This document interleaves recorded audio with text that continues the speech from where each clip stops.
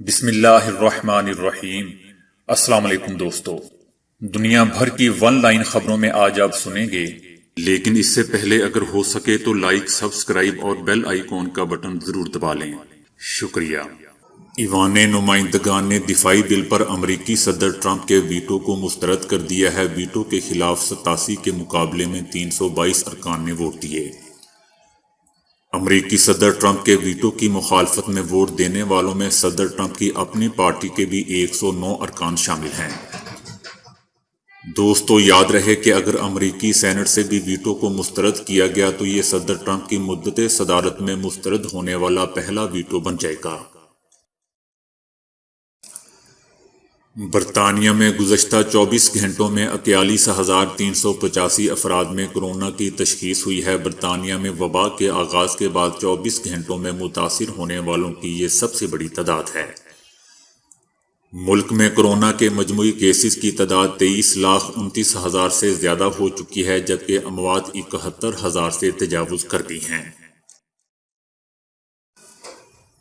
متحدہ عرب امارات میں موجود سیاحوں کے ویزے میں 1 ماہ کی مفت توسیع کر دی گئی ہے۔ امارات میں موجود سیاحوں کو مشکلات سے بچانے کے لیے یہ کام کیا گیا ہے۔ دوستو، یاد رہے کہ دنیا بھر میں متعدد ایئرپورٹس کورونا کی نئی قسم پھیلنے کے خدشے پر بند کر دیے گئے ہیں۔ انا ہزارے نے مودی سرکار کے خلاف سراپا احتجاج کسانوں کے مطالبات کے حق میں بھوک ہڑتال کی دھمکی دے دی ہے۔ ہزارے کا کہنا تھا کہ وہ ظالمانہ زرعی قوانین کے خلاف گزشتہ 3 سالوں سے احتجاج کر رہے ہیں، لیکن حکومت نے ان مسائل کے حل کے لیے کچھ نہیں کیا ہے۔ انا ہزارے کا کہنا تھا کہ حکومت صرف جھوٹے وعدے کر رہی ہے۔ میں نے گزشتہ سال 5 فروری 2019 کو وزیر زراعت کے کہنے پر بھوک ہڑتال ختم کی تھی اور حکومت نے مسائل کے حل کی تحریری یقین دہانی کروائی تھی۔ 83 سالہ سماجی کارکن انا ہزارے نے اعلان کیا کہ اگر جنوری کے آخر تک ان کے مطالبات پورے نہ ہوئے تو وہ دوبارہ بھوک ہڑتال پر چلے جائیں گے اور یہ ان کا آخری احتجاج ہوگا۔ نئے کورونا کی زیادہ تیزی سے پھیلنے والی نئی قسم سب سے پہلے برطانیہ میں دریافت ہوئی تھی اور اب تک متعدد ممالک میں پہنچ چکی ہے۔ اس نئی قسم کے زیادہ تر کیسز برطانیہ کا سفر کر کے مختلف ممالک سے آنے والے افراد میں سامنے آئے ہیں۔ محققین کا خیال ہے کہ یہ نئی قسم دیگر ممالک میں کئی ہفتے پہلے ہی پہنچ چکی ہوگی۔ ان کا کہنا تھا کہ بدقسمتی سے کہانی میں ایک نیا ٹوسٹ آ چکا ہے۔ انہوں نے کہا کہ اگرچہ اب ویکسین تیار ہو چکی ہے، مگر امکان ہے کہ آئندہ چند ماہ کے دوران وبا کی صورتحال مزید پیچیدہ اور صورتحال زیادہ سنگین ہو سکتی ہے۔ ماہرین کا مزید کہنا تھا کہ انہیں شواہد سے معلوم ہوا ہے کہ یہ نئی قسم زیادہ تیزی سے پھیلنے والی ہے اور اس سے اشارہ ملتا ہے کہ اس کی روک تھام کے لیے زیادہ اقدامات کی ضرورت ہوگی۔ کینیڈا میں اب تک اس قسم کے کم از کم 2 کیسز کی تشخیص ہو چکی ہے اور وہ بھی ایسے جوڑے میں جو بیرون ملک گئے ہی نہیں تھے، جس کا مطلب ہے کہ یہ برادری کی سطح میں پھیل کر ان تک پہنچی ہے۔ اس نئی قسم سے متاثر 7 افراد جاپان میں سامنے آ چکے ہیں، جو یا تو برطانیہ کا سفر کر کے آئے تھے یا وہاں سے آنے والے افراد سے رابطے میں تھے۔ اس کے بعد جاپان نے جنوری کے آخر تک غیر رہائشی افراد کے لیے اپنی سرحدوں کو بند کر دیا تھا۔ فرانس میں بھی اس کا ایک کیس سامنے آ چکا ہے، جو ایسا فرانس شہری تھا جو برطانیہ میں مقیم تھا اور لندن سے وسطی فرانس 19 دسمبر کو پہنچا تھا۔ اس فرد میں علامات ظاہر نہیں ہوئی تھیں۔ امریکہ میں اب تک کورونا کی نئی قسم کے کسی کیس کی تشخیص نہیں ہوئی ہے، مگر ماہرین کا خیال ہے کہ وہاں بھی یہ کورونا پہنچ چکا ہوگا۔ صدر جو بائیڈن نے زور دے کر کہا ہے کہ وہ اور ان کی ٹیم کورونا کے خلاف ویکسین مہیا کرنے کے لیے کام کر رہی ہے۔ وہ تمام امریکیوں کو ویکسین کی فراہمی یقینی بنانا چاہتے ہیں۔ انہوں نے مزید کہا کہ ہم ان مشکلات پر قابو پا لیں گے جن کا امریکہ کو سامنا ہے۔ ہم دنیا میں ملک کی ساکھ کو بحال کرنے کے لیے کام کریں گے۔ ان کا مزید کہنا تھا کہ صدر ٹرمپ نے جنوبی امریکہ کی سرحدوں پر تباہی پھیلائی ہوئی ہے۔ انہوں نے کہا کہ ٹرمپ کے مقرر کردہ عہدیداران اقتدار کی منتقلی کے عمل میں رکاوٹیں ڈال رہے ہیں۔ انہوں نے خبردار کیا کہ اقتدار کی منتقلی کے عمل میں رکاوٹ ڈالنے سے امریکہ کو سیکیورٹی کے خطرات کا سامنا کرنا پڑ سکتا ہے۔ برطانوی دارالحکومت لندن کورونا کے باعث ویران ہو چکا ہے۔ لندن میں اہم شاہراہیں سنسان ہو چکی ہیں۔ وہ لندن جہاں ہر وقت سیاحوں کا رش رہتا تھا، وہاں اب خوف کے سائے پھیلے ہوئے ہیں۔ جہاں کبھی ہر وقت مظاہرین، سیاح اور خریداروں کا ہجوم رہتا تھا، اب وہاں کورونا اور اس کی پابندیاں باقی ہیں۔ کورونا کے ایک کے بعد ایک وار اور اس کے بعد نت نئی پابندیوں نے شہر کو خالی کر دیا ہے۔ سعودی حکومت کا کہنا ہے کہ حکومت نے کورونا وبا کی نئی شکل سامنے آنے کے بعد بیرون ملک سے آمد و رفت پر پابندی میں مزید ایک ہفتے کی توسیع کر دی ہے۔ ہنگامی نوعیت کی پروازوں کے سوا باقی تمام فضائی سروسز، بری اور بحری گزرگاہیں بھی بند رہیں گی۔ اگر کوئی شخص یورپ یا کسی بھی دوسرے متاثرہ ملک سے ملک میں آیا ہے تو اسے کم 2 ہفتوں کے لیے اپنی قیام گاہ پر تنہائی میں رہنا ہوگا۔ اس دوران ہر 5 دن بعد اسے اپنا طبی معائنہ کروانا ہوگا۔ اگر کوئی شخص وبا سے متاثرہ ملک سے گزشتہ 3 ماہ کے دوران سعودی عرب پہنچا ہے تو اسے اپنا کورونا کا ٹیسٹ ضروری کروانا ہوگا۔ بھارت میں کاشتکاروں کے مظاہروں سے معمولات زندگی بری طرح متاثر ہے۔ مودی حکومت کے غلط فیصلوں کے سبب ملک کو روزانہ 3,500 کروڑ روپے کا نقصان ہو رہا ہے۔ اس سے پہلے مودی سرکار کو مقبوضہ وادی میں لاک ڈاؤن نافذ کرنے پر دنیا بھر میں کڑی تنقید کا نشانہ بنایا گیا تھا۔ مودی کے وزیروں کو کسان لیڈروں کے ساتھ مباحثے کا بھی چیلنج ہے۔ مظاہروں کا دائرہ کار کئی شہروں تک پھیل چکا ہے۔ بھارتی آسام حکومت کے ذریعے چلائے جانے والے مدرسوں کو ختم کرنے کے لیے اور مدرسہ کی صوبائی حیثیت کو منسوخ کرنے کے لیے بل ریاستی اسمبلی میں پیش کیا جا رہا ہے۔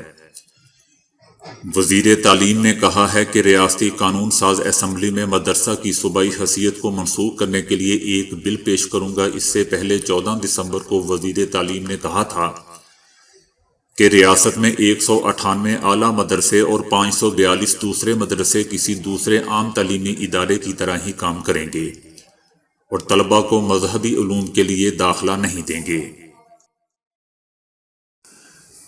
وزیر اعظم نریندر مودی نے پیر کے روز دہلی میٹرو کی میٹرو ٹرین کا ویڈیو کانفرنس کے ذریعے افتتاح کیا۔ یہ بھارت کی پہلی بغیر ڈرائیور کی ٹرین ہے۔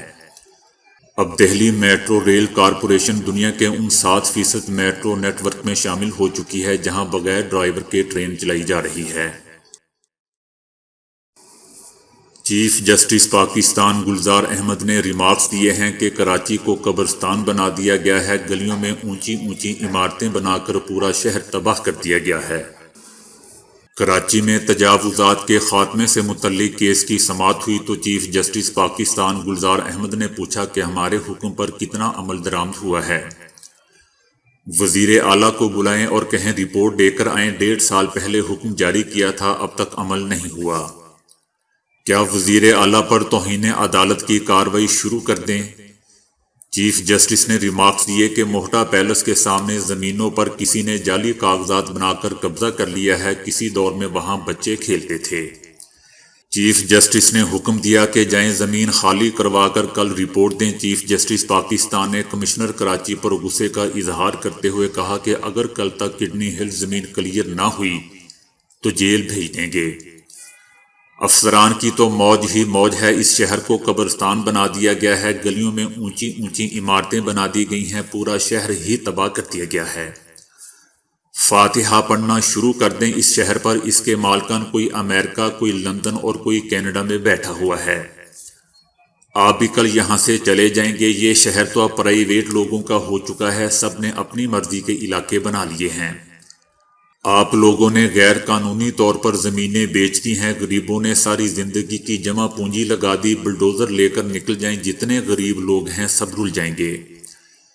سندھ بلڈنگ کے ایک آدمی کے ساتھ پورا مافیا چلتا ہے۔ یہ قبضے ویسے ہی تو نہیں ہو گئے، آپ کے افسران ہی تو سب کچھ کرتے رہے ہیں۔ اب تو ریلوے زمین پر بھی مزار تک بنا لیے گئے ہیں۔ حکومت پاکستان نے جمعیت علماء اسلام فضل الرحمان گروپ کے رہنما مفتی کفایت اللہ کے خلاف فوج مخالف بیان بازی پر کارروائی کا فیصلہ کیا ہے، جبکہ وزیر اعظم عمران خان نے ترجمانوں کو آرمی مخالف بیانیے پر مؤثر جواب دینے کی بھی ہدایت کر دی ہے۔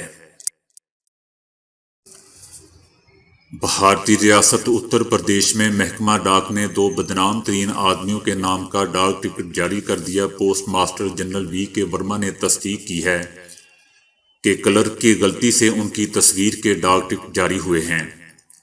مائی اسٹیمپ اسکیم کے تحت شروع کی گئی اس اسکیم کے تحت کوئی بھی شخص 300 روپے ادا کر کے اپنی تصویر والا ٹکٹ جاری کروا سکتا ہے۔ اسکیم کے تحت چھپوائے جانے والے یہ ٹکٹ دیگر عام ٹکٹوں کی طرح قابل استعمال ہوتے ہیں۔ مقامی محکمہ ڈاک کی اس مہم نے بہت مقبولیت حاصل کی اور لوگ اپنے دوست احباب اور رشتہ داروں کو ان کی تصاویر کے ڈاک ٹکٹ گفٹ میں کرتے ہیں۔ حکام کا کہنا ہے کہ ڈاک ٹکٹ پر تصویر شائع کرنے کے لیے پہلے محکمہ ڈاک صرف درخواست گزار سے شناختی کارڈ طلب کرتا تھا، تاہم حالیہ واقعے کے بعد جانچ مزید کڑی کر دی جائے گی۔ محکمہ ڈاک کا موقف ہے کہ حالیہ معاملے میں کسی نے ان دونوں آدمیوں کی تصاویر دیکھ کر یہ بتایا تھا کہ یہ اس کے رشتہ داروں کی تصاویر ہیں۔ دوستو، یہ دونوں، جن میں سے ایک ممبئی جیل میں ہے جبکہ دوسرے کو یو پی کے ایک جیل میں 2018 کو مار دیا گیا تھا۔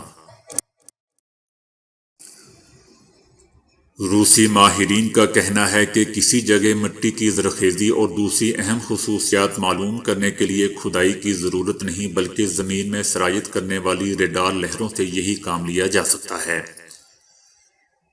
دوسری جانب کسی علاقے میں مٹی کی مختلف اور اہم خصوصیات معلوم کرنے کے لیے ایک پتلی لیکن باریک نلکی زمین پر اتاری جاتی ہے، جس میں مٹی کے پرت در پرت نمونے جمع ہوتے چلے جاتے ہیں۔